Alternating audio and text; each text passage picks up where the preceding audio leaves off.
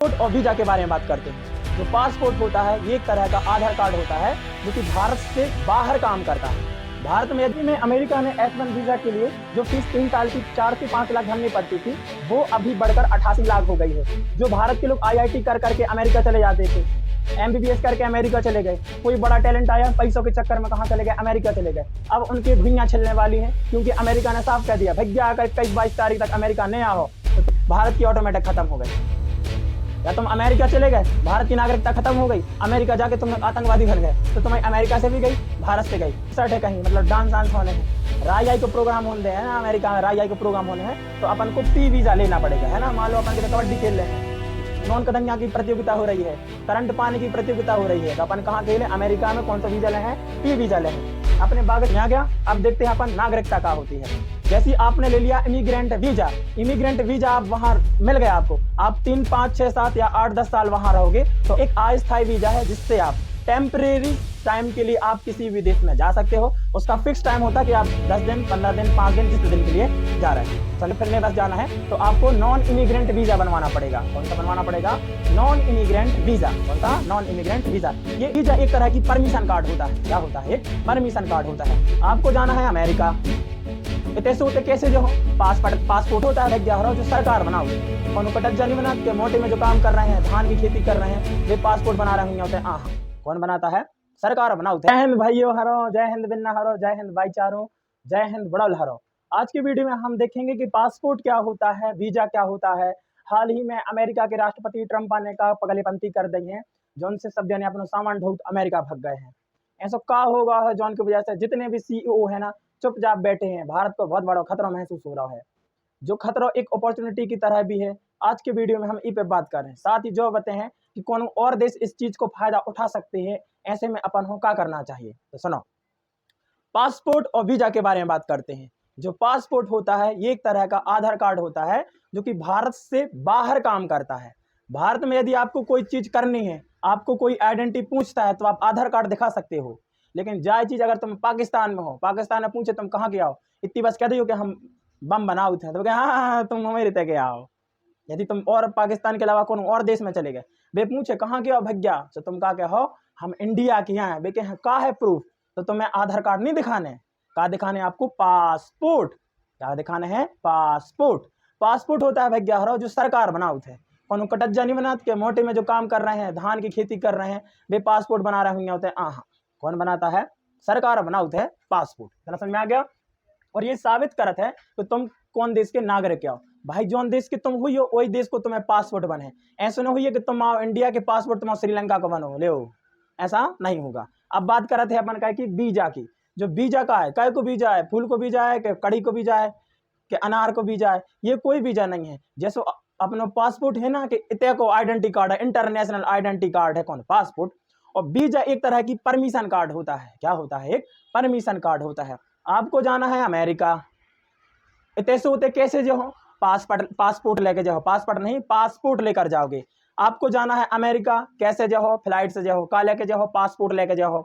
लेकिन उतने की जिम्मेदारी भी तो बहुत चाहिए कि तुम कहाँ हो आ रहे, का काम से आ रहे, कछु तो जानकारी रखने पर है। यदि वे देखते हैं हाँ लड़का तो काला है और ठीक ठाक है, खाता भी कम है ना, सही आदमी है, तो वो कहते हैं हाँ आ जाओ, और वो एक अप्रूव कर देंगे तो वो कहलाता है वीजा। आप वीजा जैसे वहां से सेंक्शन होगा आप अमेरिका जा सकते हो।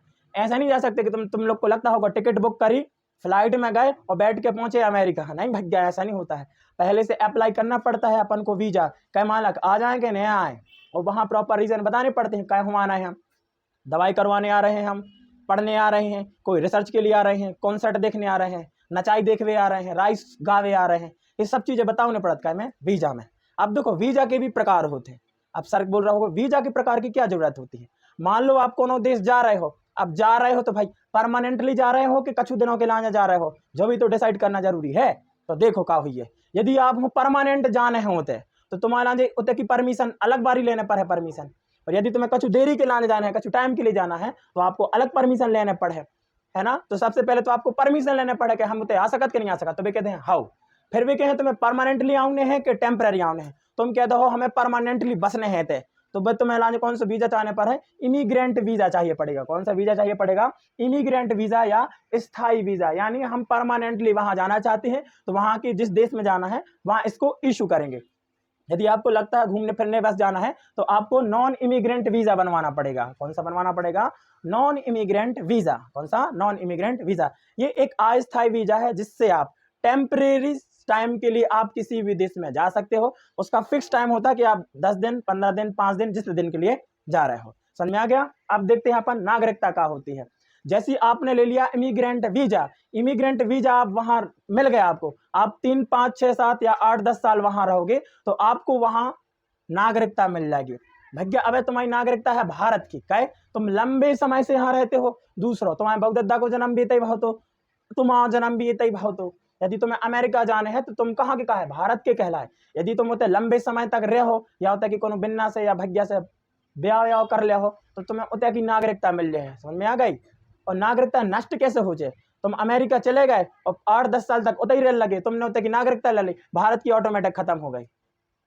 या तुम अमेरिका चले गए, भारत की नागरिकता खत्म हो गई, अमेरिका जाके तुम आतंकवादी बन गए तो तुम्हारी अमेरिका से भी गई, भारत से गई, तुम्हें बीच बॉर्डर पकड़ के ऐसी लतियाई मार दे हैं, चमीटा धमार है। इतना समझ में आ गया, ठीक है।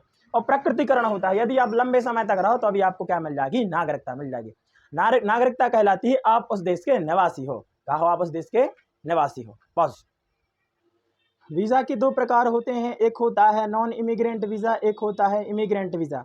नॉन इमिग्रेंट वीजा यानी आपको कोनो देश टेम्परेरी टाइम के लिए जाना है, घूमने फिरने, मेडिकल के लिए, मीटिंग करने, इसलिए आपको नागरिकता अपने देश की चाहिए, लेकिन आप उस देश में काम करने जा रहे हो, किसी चीज़ के लिए जा रहे हो, तो ऐसे में आपको नॉन इमिग्रेंट वीजा की जरूरत पड़ेगी, जिसके कुछ टाइप्स होते हैं। आप जो काम करते हो उसके अकॉर्डिंग वहां पर आपको वीजा लिए जाते हैं। यहाँ उनके कुछ टाइप्स हैं, जैसे B2 टाइप्स का नॉन इमिग्रेंट वीजा है, जिसके तहत आप टूरिस्ट यानी घूमने जा सकते हो बढ़िया, या मेडिकल के लिए आप जा सकते हो।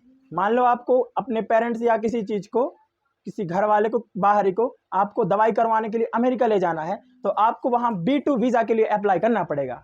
B2 वीजा अप्लाई होता है जो वो अपन को पहले से करना पड़ेगा, वहां सब चीजें बतानी पड़ेंगी जिसके तहत हम वहां जा सकते हैं। ऐसा नहीं होगा कि आपको वहां नौकरी करने जाना है और आप B2 वीजा के लिए अप्लाई कर दो, ऐसा नहीं होगा, सबका अलग अलग होता है। जैसे यहाँ B1 होता है, ये बिजनेस विजिट के लिए होता है। यदि आपकी मान लो अमेरिका में मीटिंग है तो आप B1 वीजा के तहत आप अमेरिका जा सकते हो। वैसे यहाँ पर है सबसे इंपोर्टेंट F1 वीजा कहलाता है। F1 वीजा का यूज सबसे ज्यादा किया जाता है। F1 वीजा के तहत भारतीय या सभी इंटरनेशनल स्टूडेंट्स होते हैं, किसी भी कंट्री में स्टडी करने के लिए जाते हैं, सबसे ज़्यादा जो भारत के लोग होते हैं ये जाते हैं जर्मनी स्टडी करने के लिए, क्योंकि वहाँ अधिकतर चीज़ें फ्री मिलती हैं। ठीक है, आगे है P वीज़ा होता है। P वीज़ा मिलता है परफॉर्मर्स को, डांसर्स को, सिंगर्स को। पता चला नचनिया का कॉन्सर्ट है कहीं, मतलब डांस होने हैं, राई को प्रोग्राम होने हैं ना, अमेरिका में राई को प्रोग्राम होने हैं, तो अपन को P वीज़ा लेना पड़ेगा, है ना। मान लो अपन के कबड्डी खेल रहे हैं, नॉन कदंगा की प्रतियोगिता हो रही है, करंट पानी की प्रतियोगिता हो रही है, तो अपन कहाँ खेले, अमेरिका में। कौन सा वीजा ले हैं, P वीजा ले हैं। अपने बागेश्वर धाम हमारे महाराज जी या मुरारी बापू जी जैसे महाराज जब देखो कथा करते रहते हैं, ऑस्ट्रेलिया के सिडनी में, पाकिस्तान नहीं जाते, सॉरी, अमेरिका जाते हैं, इंग्लैंड जाते हैं, किस वीजा के तहत जाते होंगे, R1 वीजा के तहत जाते होंगे। R1 वीजा क्या करता है, धार्मिक यदि काम होता है उसके अकॉर्डिंग एक कैटेगरी अलग कर दी कि आपको धार्मिक काम करना पड़ेगा, तो R1 के तहत आप वहां अप्लाई कर सकते हो।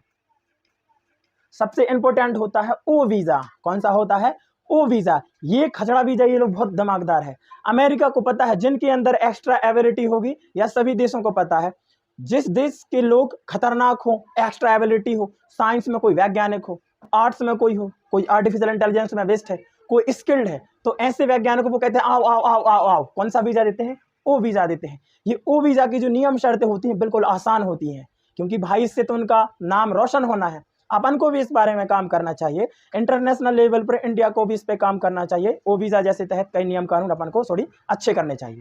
ठीक है, नेक्स्ट वीजा होता है H1B वीजा। कौन सा वीजा, जो H1B वीजा होता है ये स्किल्ड वर्कर के लिए वीजा होता है। स्किल्ड वर्कर बोले तो हम नट बहुत बेहतरीन घस लेते, हम AI मास्टर्स आते हैं, हम ग्राफिक डिजाइनिंग में बेस्ट हैं, हम AI बना लेते, हम बहुत सॉफ्टवेयर डेवलप कर लेते हैं, ये स्किल्ड वर्कर कहलाते हैं। इस हाल ही में जो ट्रम्पा है ना, इसी खचड़ा H1B स्किल्ड वर्कर्स वाला जो वीजा है, इस पर क्या कर दिया उसने, एक्स्ट्रा नियम लगा दिए, खतरनाक नियम लगा दिए।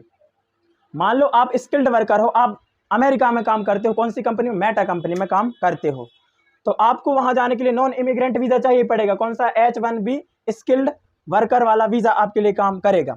लेकिन जब आप वहां जाते हैं तो उस कंपनी को, गवर्नमेंट को पैसा देने होते हैं हर साल या 3 साल में एक बार, वो फीस कहलाती है, वो देनी पड़ती थी 3 से लेकर 5 लाख पर 3 ईयर देना पड़ता था।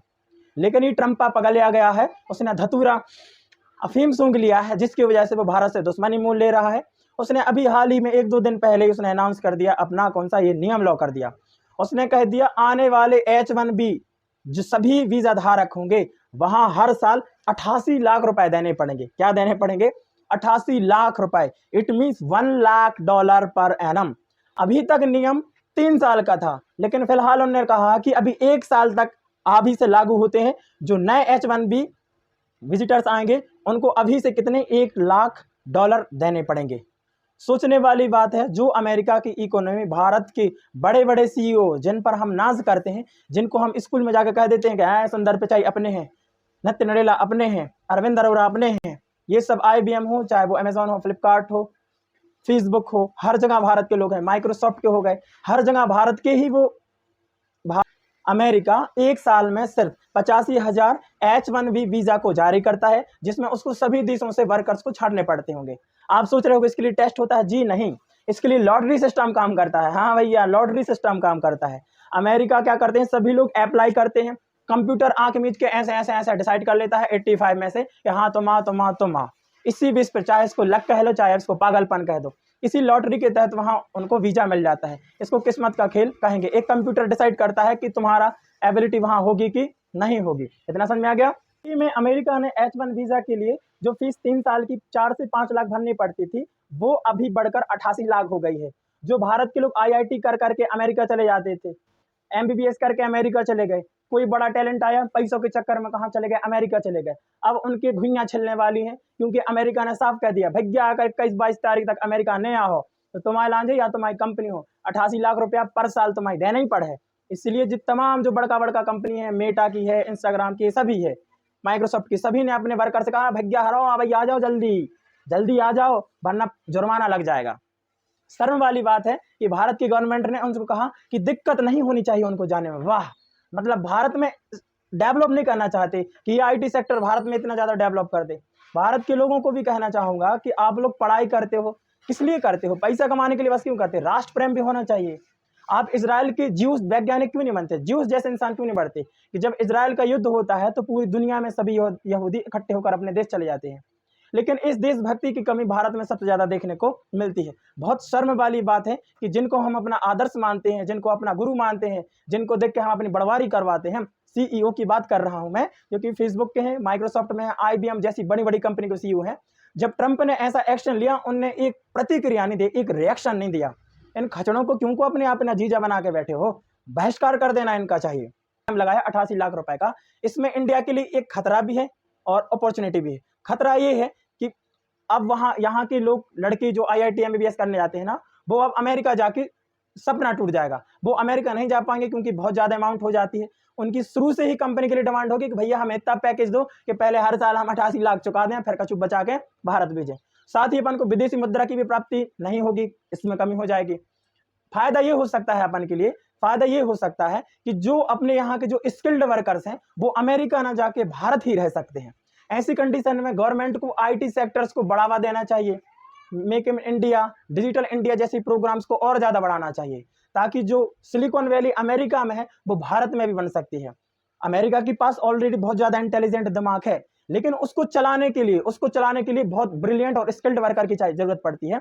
वो हमारे इंडिया में बहुत जरूरी है। अमेरिका में जो H1B वीजा जो लोकेट किए जाते हैं, उनमें से 72% भारतीय होते हैं, क्योंकि उनको पता है सबसे ज्यादा एडवांस व्यक्ति कहाँ मिलेंगे, भारत ही मिलेंगे। यहाँ रोड में चलता हुआ आदमी प्रधानमंत्री को गाली बकता है, ठीक है।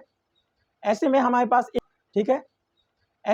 पास एक तरीका ये हो सकता है कि हम अपने बेस लेवल को लेकर ऊपर लेवल तक हम इस चीज को प्रमोट करें। अभी तक हम स्किल्ड पे ध्यान नहीं देते। गवर्नमेंट से कहना चाहूंगा कि हम सभी स्किल्ड पे काम करना स्टार्ट कर दें। AI, artificial intelligence, chat GPT जैसे ये वर्ड्स होते हैं, इनको शुरुआत से ही इनकी का नॉलेज दिया जाए, मशीन लर्निंग पर फोकस किया जाए, सॉफ्टवेयर डेवलपिंग पे इस पे काम किया जाए, ताकि अभी से इंडस्ट्रियल हब या IT हब भारत बन सके। यहाँ एक अजीब बात यह है कि ऐसी कंडीशन में कनाडा, सिंगापुर जैसे जो डेवलप्ड सिटीज हैं, दुबई जैसे देश हैं, ये इस चीज का फायदा उठा सकते हैं, भारत के लोगों के लिए लॉलीपॉप दे सकते हैं कि हम देंगे पैसा, तुम हमारे यहाँ आ जाओ। क्योंकि स्किल्ड लेबर की जो जरूरत होती है हर देश को होती है, कोई भी देश की इकोनॉमी में स्किल्ड वर्कर्स का नाम बहुत ज्यादा होता है, उनका बहुत बड़ा हाथ होता है। ऐसे में गवर्नमेंट को जल्द से जल्द कुछ बड़ा स्टेप लेना चाहिए, ताकि ये सिस्टम भारत के लिए दुखदाई ना बन के एक बहुत अच्छी चीज साबित हो। जय हिंद।